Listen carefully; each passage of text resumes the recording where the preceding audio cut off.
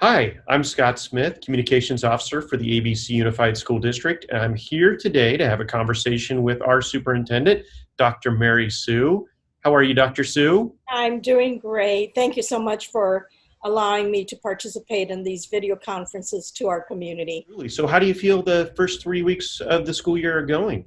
You know, I have to give a lot of credit to our administrators, our teachers, our support staff for all the work that they have been able to accomplish with our synchronous learning through our virtual academy. I think it's important that it's different than our online learning at home program during the springtime, but I think that they have really stepped it up as far as the grading system, the expectations for each of the schools.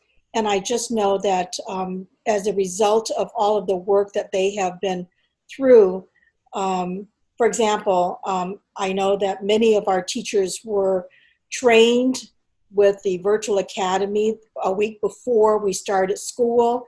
Many of them participated in the training. And as a result, I just feel like it's been a very beneficial time for our students and our faculty to be able to move forward with the virtual academy. I know that it's not, perhaps for some students, it may not be necessarily as helpful, but I do know that there are other options for them as well. That's good. And if there is an issue, they should be the parents, the families should be talking to us so we can address those. Absolutely. Absolutely. And I know you've been going to back to school nights, I the virtual have. back to school nights. It's fascinating that for example, last night I was at Carmenita Middle School's back to school night, and I was able to visit many of the classrooms that were conducted by the teachers.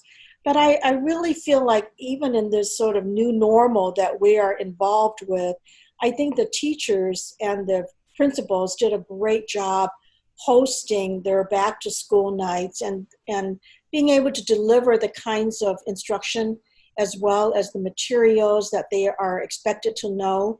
And I just felt like it was a wonderful event during the back to school night this week. And we have more coming along, don't Yes, we? definitely, definitely. Well, as we talk about this year, you know, the main concern for everybody is COVID-19 and when maybe it dissipates and we can safely reopen schools. And I know you're very involved in safely reopening schools on all kinds of task force with other superintendents, and we have our own task force here. Mhm. But what are your thoughts on safely reopening schools? Well, one of the things that I am involved every week is having a conversation and asking questions from our own Director of Public Health, Dr. Barbara Ferrer. And on these calls, we can ask any questions in relationship to COVID-19. And we also get updates every week in regards to the number of cases per 100,000 uh, people, as well as the number of positivity rates with COVID-19. And so those are important facts for us to know. I know that we have a new four-tier system that was designed by our state governor. And we are still in the purple, which is the sort of widespread piece of COVID-19 in our LA County office. And so as a result, we would love to be able to see our students. It's an amazing time when most of us, who are, whether we're working remotely at work or from home, I just really miss the students. I really have missed being able to be with them at their school sites and being with our staff during these times. And so that's what I'm hoping for in the future. But at this time, I know that we want to be able to say that we are making sure that our staff and students are going to be safe and healthy at this time. it's there's a lot, and we don't determine whether schools are closed or not. That was this. We have to abide by all kinds of regulations. Absolutely. Because when Governor Newsom said that we have to comply with this new tiered, four-tier system, it's important that we recognize, how do we move on to the next tier, and what does it take to be able to move on into the next tier. And so as a result, I recognize that we're not able to have our students be brought back for in-person instruction yet, but I'm hoping that we will be able to reopen safely in the near future. Well, and I know we've had some planning going on just for that here with our COVID compliance plan. We have a great team with the COVID-19 compliance team. And one of the things that I know that they are representative of not only our district staff, but also site level administrators as well, and also teachers. But one of the things that I know that we want to be able to safely reopen when it is time to reopen. So for example, I know that in the past we talked about a hybrid model, and we are still working on that hybrid model to make sure that our families and our students are able to come back safely into their classrooms should we reopen again. So we have those plans still in place, but we want to make sure that our schools will be able to comply with all the CDC guidelines to be able to safely reopen. It's a lot of work. It's a lot of work. I know there's been some changes just here in the district office with, plexiglass coming up, and you can't walk in without having your temperature taken on a little tablet. Yes. It's unbelievable. I like that tablet. It tells me I'm normal every day, and that's a good thing. And we have that for all the schools as well.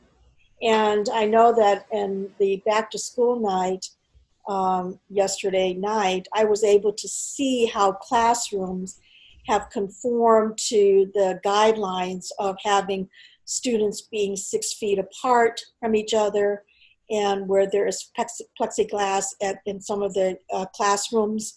So I know that that is a continuing effort on our part to making sure that when our students are able to return, that we have systems in place.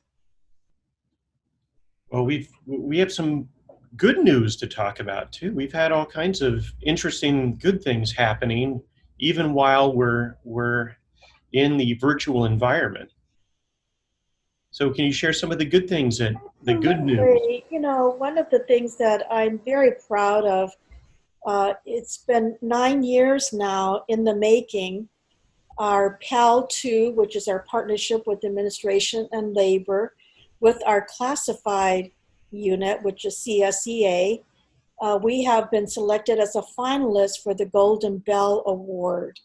And that's important for all of us because these are outstanding programs that will be shared across the state as well as in our county, because we know that, our efforts, even though we don't think about the awards as much, but the efforts that we put into place, for example, with our PAL2 events, and these are for equity events, and these are workshops that we have provided for over many, many years now with our classified members.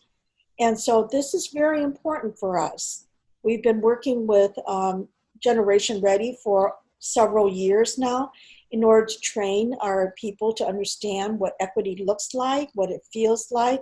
And so that's important for us. And so we are a finalist, and I have no doubt that we will be a winner in December, but we do have to go through the process in terms of understanding and validating our application, as well as producing a ceremony video on behalf of CSEA.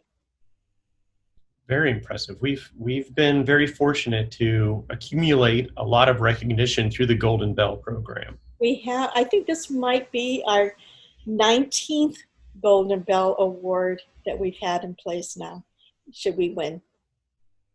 That's exciting. That's exciting. Any other good news that you'd like to share? Well, we have a tremendous CTE series of classes, and I hope that our families are able to take a look at all the workshops that are being provided through our career technical education program, because a lot of them are hands-on events and classes that students can take.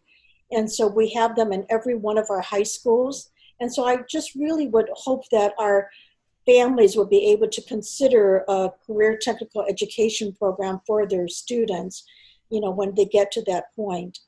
Another thing that I think is also very important is the tremendous amount of work that has gone into, for example, our CTE classes. Our teachers are trained literally almost every other week, as well as they're being able to be the trainers for our students in the future. And so I just feel really proud of the work that has been done by both Dr. Christina Wise, who's our Director of Secondary Schools, and Sasha Leonardo, who's our Coordinator of CTE. I just feel like that's an important piece that we need to acknowledge as well. Another thing that I feel very proud of is, the dual enrollment program at Cerritos College is working with us to provide equity workshops. And so that's important for us, because I know that, we've had a number of issues that we've been dealing with in terms of equity. And so that's important that we have different kinds and different levels of workshops focusing on whether it's African American students and families, Asian Americans. I know that those will be in place in our district in this year. Very good. Very good. Well, there's so many things going on, as always. But I know something started recently that's near and dear to your heart, and that is Major League Baseball. And I know you're a Chicago fan. Cubs or White Sox? No, I'm a Cubs fan. Cubs. Cubs fan. And yeah, I know you're very busy. So how do you squeeze in time to watch baseball? Well, I have to tape the shows or tape the games, and so I play them back at night. And so I was thrilled that the Cubs, at least with the St. Louis Cardinals, was able to win at least the second game this week. But I'm a proud Chicago Cubs fan. So do you have a World Series prediction? Oh my goodness. Not yet. Not yet? Not yet. Not yet? All right. All right. We'll have to think about that for our next one. Before we go, is there anything else you'd like to share, a positive message maybe that you'd like to share with our students, families, staff? I just hope that our students are able to be patient with us as we go through all of these challenges during the work week with our virtual academy especially. I know that for some it may not be the same as being in person with our classes, but I just know that we're trying to make sure that we protect all of you, whether it's students, families, staff members, from COVID-19. And I think that's the most important message that I can share with our families today. Well, as you always tell us, stay healthy and safe, Dr. Sieu. Right. That's exactly right. Well, thank you very much for your time today, and I look forward to seeing you in person at some point. Thank you so much, Scott. Take care. Bye-bye. Bye-bye.